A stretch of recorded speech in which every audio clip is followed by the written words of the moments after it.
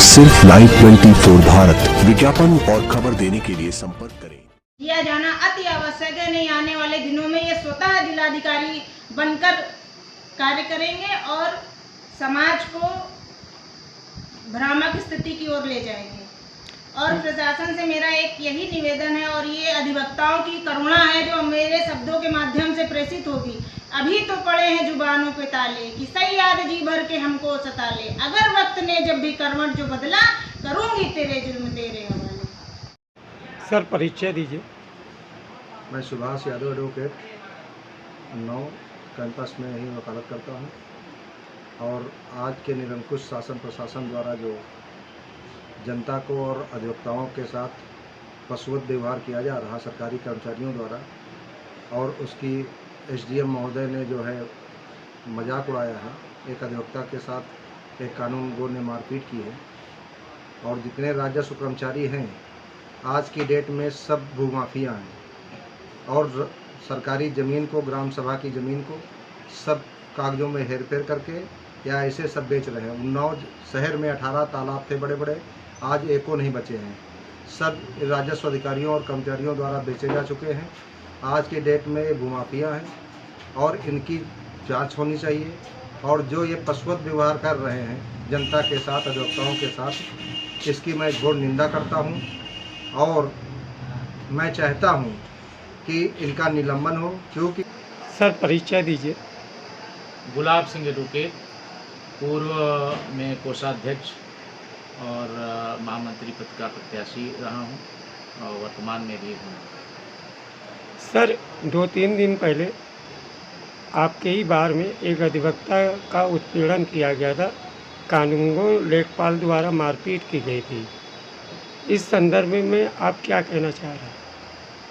हाँ, ये ज्ञात हुआ है कि 1/6/24 को वही 12 से 1 बजे के बीच में हमारे अधिवक्ता साथी चंद्र प्रकाश राजपूत जी एक किसी काम से वो तहसील गए हुए थे और वहाँ पर कोई कानूनगो कमलेश हैं, उन्होंने उसके साथ अभद्रता की जो बहुत ही निंदनीय है। हम लोग को बाद में पता चला है और ये भी ज्ञात हुआ है कि वो कमलेश जो कानूनगो हैं वो छोटे छोटे कार्यों में नाजायज़ तरीके से रुपया पैसे की मांग करते हैं। ये गलत है और अधिवक्ता के साथ जो भी कृत्य उन्होंने किया है ये अच्छा नहीं। उससे भी ज़्यादा हमको लगता है कि दोषी एसडीएम महोदया हैं कि एक अधिवक्ता को घसीटते हुए, जैसा जानकारी मिली, घसीटते हुए उसके चैम्बर में ले गए, तो कम से कम एसडीएम महोदया को तो ये करना चाहिए कि दोनों पक्षों को सुन करके और संतोषजनक निर्णय लेना चाहिए। उन्होंने भी ये बात कहा शायद कि वो आप निकल जाइए यहाँ से और उसको बाहर भगा दिया। अधिवक्ता महोदय, आज उन्नाव में एसडीएम लेखपाल ज़मीन से हेरा फेरी करने के इतने मामले हैं और अधिवक्ता पर हाथ उठाना और वो भी जनपद उन्नाव में बाहर होते हुए भी और मनमानी एसडीएम सरकारी पदों का जो दुरुपयोग कर रहे हैं और जो ऐसी घटना हो रही है, इसके संबंध में सभी अधिवक्ता समाज के लिए आप क्या कहना चाह रहे हैं? हमारे यहाँ आज आदरणीय अध्यक्ष जी ने बैठक बुलाई थी और बैठक में निर्णय लिया गया है कि जो भी इसमें दोषी हैं उसको दंडित किया जाएगा, बख्शा नहीं जाएगा। और इसको लेकर के हम लोग आंदोलनरत हैं और जब तक एसडीएम के विरुद्ध और कमलेश के विरुद्ध या और जो भी लोग उसमें सम्मिलित हैं उनके विरुद्ध कठोर कार्रवाई नहीं की जाएगी, हम लोग आंदोलन करेंगे और आंदोलन में कोई न कोई निष्कर्ष निकलेगा। ज़रूरत पड़ी तो हम लोग डीएम साहब के माध्यम से किसी तरीके से इनका निलंबन कराएंगे और यहाँ से हटवाएंगे। मारपीट हमला हुआ था, इस मामले में आप द्वारा क्या कदम उठाए गए? देखिए, जैसे ही चंद्रप्रकाश वर्मा का प्रार्थना पत्र प्राप्त हुआ कि उनके साथ तहसील के सदर तहसील लेखपाल कमलेश द्वारा जो है घसीट करके मारते हुए, भद्दी भद्दी गालियाँ देते हुए उनको एसडीएम कक्ष तक ले जाया गया और वहाँ पर एसडीएम द्वारा भी अधिवक्ता के साथ अभद्रता की गई, अभद्र व्यवहार किया गया। इस जानकारी को पाते ही हमने तत्काल आज के लिए 10:30 बजे सदन बुलाने का आदेश दिया, और चूँकि कल रविवार था, कल कुछ हो नहीं सकता था, इसलिए 10:30 बजे सदन आहूत हुआ, जिसमें अधिवक्ताओं के क्रांतिकारी विचार और सार्थक विचारों को सुनने के बाद आंदोलन करने का निर्णय हुआ है। जिस क्रम में आज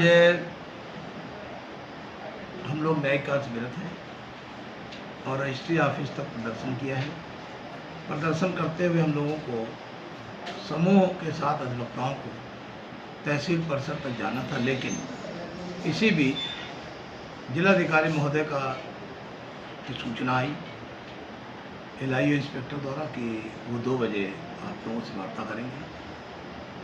तो जिलाधिकारी जी के सम्मान में उनकी बात का भरोसा करते हुए, उनकी सूचना को ग्राह्य करते हुए हम लोग रजिस्ट्री ऑफिस वापस आ गए हैं। 1:45 बजे पुनः बार भवन में इकट्ठा होंगे और 2 बजे जिलाधिकारी से समूह के साथ या चुनिंदा अधिवक्ताओं के साथ मिलेंगे और अपनी बात रखेंगे। दोषी कानून को और SDM के खिलाफ कार्रवाई की बात करेंगे।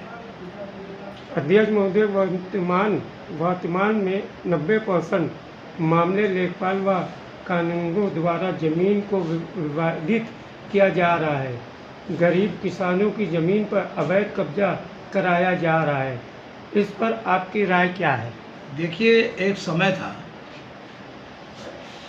जबकि लेखपाल सिर्फ अपने काम से काम रखते थे। साइकिल से चल करके प्रधान या कोटेदार के यहाँ चारपाई में बैठते थे। गांव के लोग अपनी समस्या रखते थे, वही निदान होता था और बहुत छोटे से शुल्क, नॉमिनल शुल्क पर कचरा खतौनी भी उपलब्ध कराते थे। लेकिन आज जमीनों की बढ़ती कीमत के कारण लेखपाल अब लेखपाल नहीं रहे। अब लेखपाल और कानून को एक तरह से भू माफिया हो गए और भू माफियाओं के साथ मिल करके नौकरी के साथ साथ ज़मीनों का कारोबार कर रहे हैं। और ये इनके पास जो गाड़ियां हैं कीमती और बहुत ही बड़े बड़े आवास हैं और इनकी जो संपत्तियां हैं इनके पास, इसकी जांच कराई जाए तो इससे पता चल जाएगा कि इतना पैसा कहाँ चले जाए।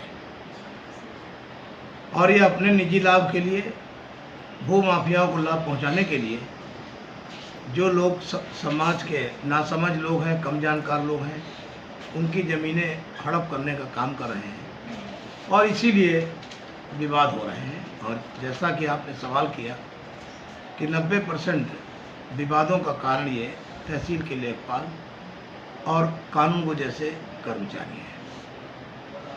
तहसीलों में लेखपाल कानूनगो की मिलीभगत से हो रहे अपराध पर प्रशासन द्वारा कोई कार्रवाई न किया जाना, इसमें आपकी क्या राय है? मैं बेबाकी से कहता हूँ कि राजस्व के उच्चाधिकारियों की कमाई का माध्यम है लेखपाल और कानून। लेखपाल और कानूनगो को राजस्व के उच्चाधिकारियों द्वारा जानबूझकर छूट दी गई है कि ये कमा करके लाएं और उसका एक मोटा हिस्सा हमें भी दें और हम निर्दोष भी बने रहें और माल काटते रहें, पैसा कमाते रहें। अध्यक्ष महोदय, अभी आपने 2 दिन पहले एक ज्ञापन लेटर के माध्यम से बड़े आंदोलन करने की बात की जा रही है। आगे की आपकी रणनीति के विषय में आप अवगत कराएं। देखिए, अधिवक्ता सम्मान मेरे लिए सदैव सर्वोपरि रहा है। अधिवक्ताओं के लिए संघर्ष करता रहा हूँ, कर रहा हूँ और आगे भी करता रहूँगा।